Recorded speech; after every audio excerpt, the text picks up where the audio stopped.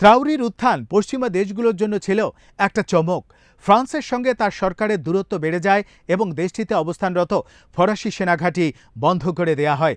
ত্রাউরি সরাসরি ফরাসি দূতাবাসকে লক্ষ্য করে বলেন, আমরা আপনাদের শাসন থেকে মুক্তি চাই।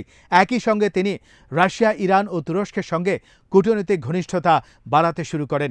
এই পরিবর্তন পশ্চিমা বিশ্বের জন্য নতুন এক সংকেত দেয়।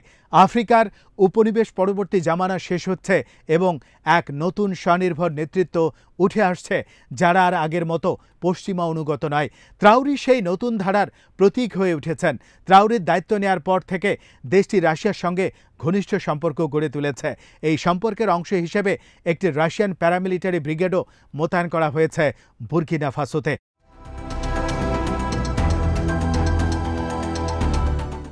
এছাড়াও ত্রাউরির নেতৃত্বে দেশটির বামপন্থী অর্থনৈতিক নীতিমালা গ্রহণ করেছে।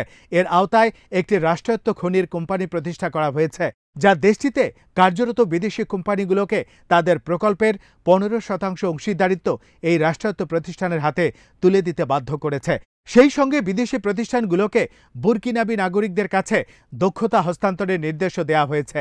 এই নিয়মে রাশিয়ান খনি কোম্পানি নর্থ গোল্ডের ক্ষেত্রে প্রযোজ্য হয়েছে, যারা 2025 সালের এপ্রিল মাসে বুর্কিনা ফাসোর সোনার খনিতে নতুন একটি বিনিয়োগের জন্য লাইসেন্স পেয়েছে।